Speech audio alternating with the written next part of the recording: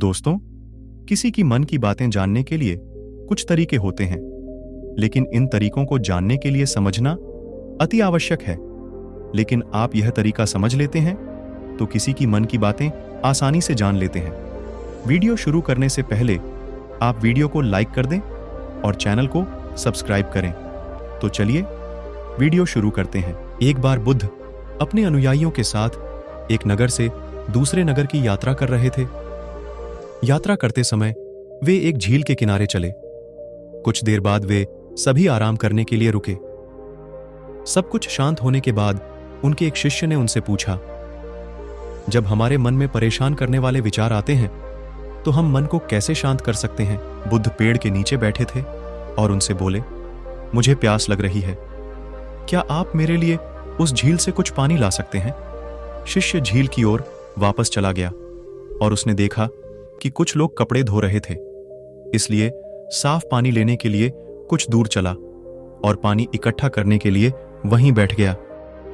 लेकिन जैसे ही वह पानी लेने जा रहा था, तभी एक बैलगाड़ी गुजरी और पानी गंदा हो गया।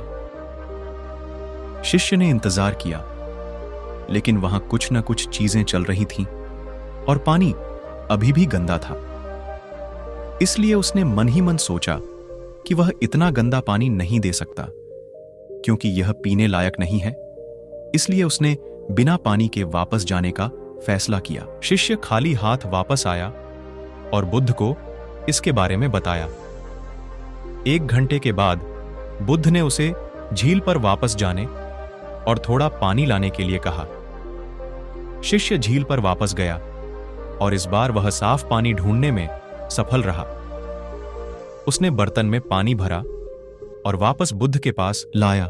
शिष्य ने बुद्ध को पानी दिया और कहा, पिछली बार जब मैं गया था तो पानी में बहुत कीचड़ था, लेकिन अब झील की सतह पर पानी साफ है। कैसे?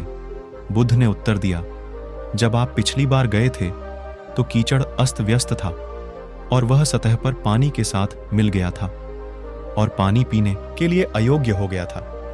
लेकिन जब आप 1 घंटे के बाद गए तो कीचड़ अपने आप बैठ गया और आपको साफ पानी मिला जो पीने के लिए उपयुक्त था। पीना, आपका मन भी ऐसा ही है। जब वह अशांत हो तो उसे कुछ समय दें और वह अपने आप ठीक हो जाएगा। आपको इसे शांत करने के लिए प्रयास नहीं करना पड़ेगा और समय के साथ आपका मन सहजता से शांत हो जाएगा। इस कहानी को अक्सर बुद्ध के जीवन से जोड़ा जाता है और यह दूसरों के विचारों और इरादों को समझने की उनकी क्षमता को दर्शाती है। एक बार उस समय जब बुद्ध जेतवन मठ में रह रहे थे, वहां एक भिक्षु था जिसके पास कुछ अलौकिक शक्तियां थीं। यह भिक्षु दूसरों के मन को पढ़ सकता था और उनके विचारों को पहचान सकता था। एक अन्य भिक्षु जिज्ञासावश और शायद संदेह की भावना से अलौकिक शक्तियों वाले भिक्षु के पास आया और कहा, मैंने सुना है कि आप दिमाग पढ़ सकते हैं, क्या आप अब भी मेरा दिमाग पढ़ सकते हैं? अलौकिक शक्तियों वाले भिक्षु ने उत्तर दिया, निश्चित रूप से मैं ऐसा कर सकता हूं। जिज्ञासु भिक्षु ने तब एक यादृच्छिक वस्तु, एक कमल के फूल के बारे में सोचा और अपना ध्यान उस पर केंद्रित किया। उसने मान लिया कि अलौकिक शक्तियों वाला भिक्षु निश्चित रूप से उसके दिमाग को पढ़ेगा और उस वस्तु की पहचान करेगा जिसके बारे में वह सोच रहा था। लेकिन उन्हें आश्चर्य हुआ जब अलौकिक शक्तियों वाले भिक्षु ने कहा, आप कमल के फूल के बारे में सोच रहे हैं।